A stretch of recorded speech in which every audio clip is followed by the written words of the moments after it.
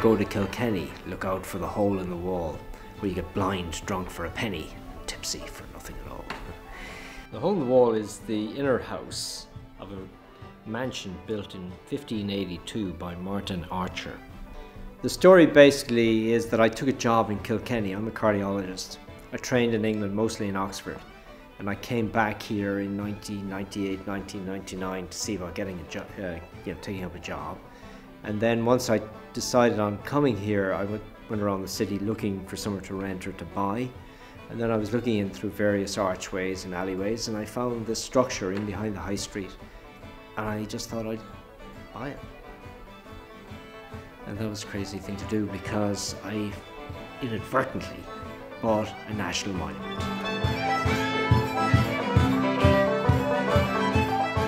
I think subconsciously, when I saw it first, I was basically setting out, unknowing to myself almost, that to create a bit of Oxford. Because this house, if you look at the windows here behind you, is the type of building you will see in the colleges in Oxford. And I spent 14 years living in Oxford, in the colleges and all the various things. And so that's probably what was happening. A city is like a place full of antiques, very valuable antiques on the dresser, etc. And then you come to a place like Kilkenny, which is a medieval gem of a place in Ireland, and you then find that they want to do things that are, from their perspective, some people's perspective, progressive. But you realise, hold on, no, that's the wrong thing to do in a city like this. Don't smash the antiques. Don't build a new cabinet over the old dresser. The old dresser is the story. And if we were able to Fourier transform the sound radiation, sound energy that's in the walls here, we would probably find incredible stories to be told in the recordings here. This building is older than most of America that we know today, structurally. And a place then that I thought I could get fixed up through direct labour, working on it myself, impossible. What I thought would take 2 years took 10. So then I had all the most expensive lime plaster experts, stonemasons, all these people working on it, and then took 10 years, cost a fortune. Basically, at the moment, it's a bit of a financial challenge. And it's a challenge where I have to do my own job, full-time job as a cardiologist for Carlow Kilkenny, based in St. Luke's, and yet at the same time nurse this along so that it can get off my back financially.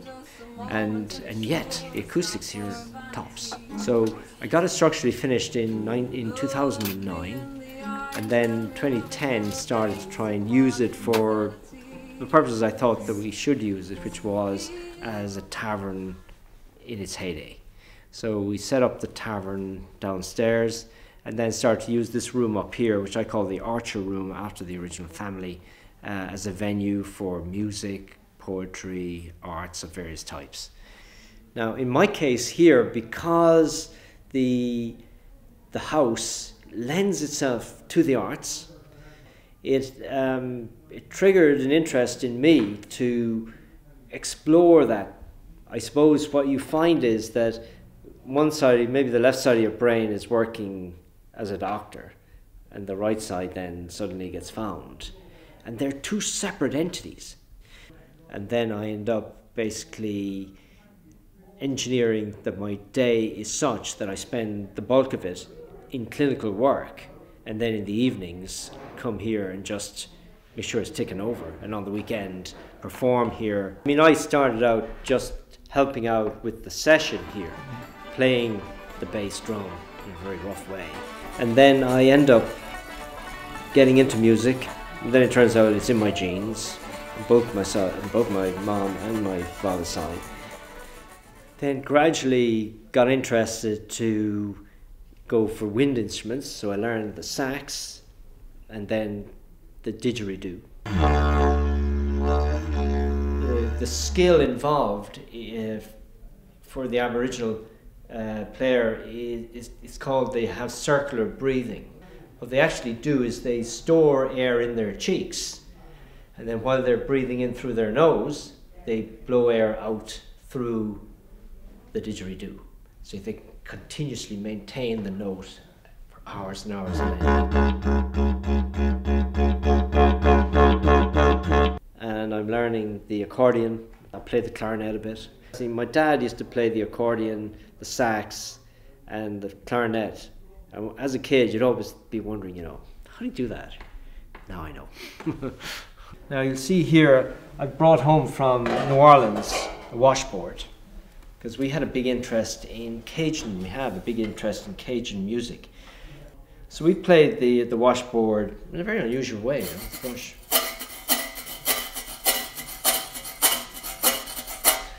know, when we do our sessions.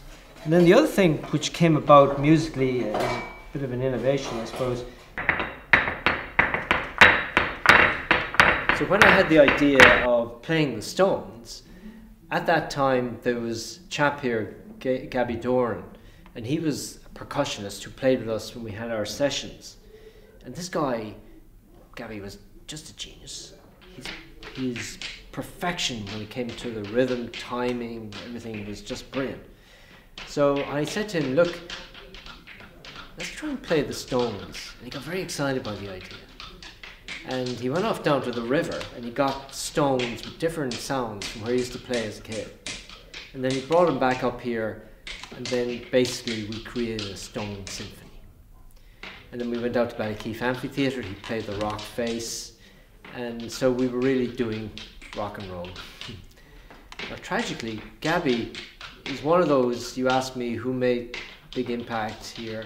Gabby is one of those who made that kind of impact.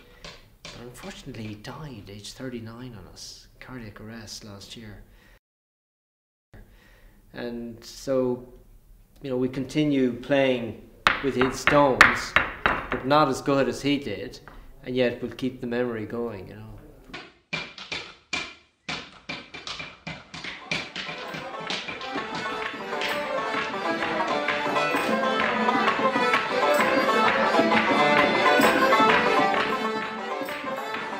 The house naturally induces people to sing. And that's what Liam Wainley was referring to, this energy that's within the walls of this structure. And so I think it's going to grow.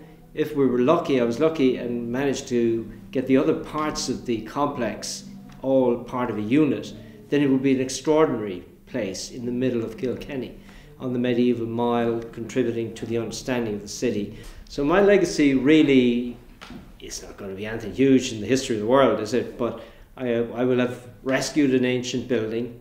I'll have shown how it can be brought to life, and that in the end I hopefully will have left behind me when I head to the other shores a place that other people will find similar energy in and develop further, actually.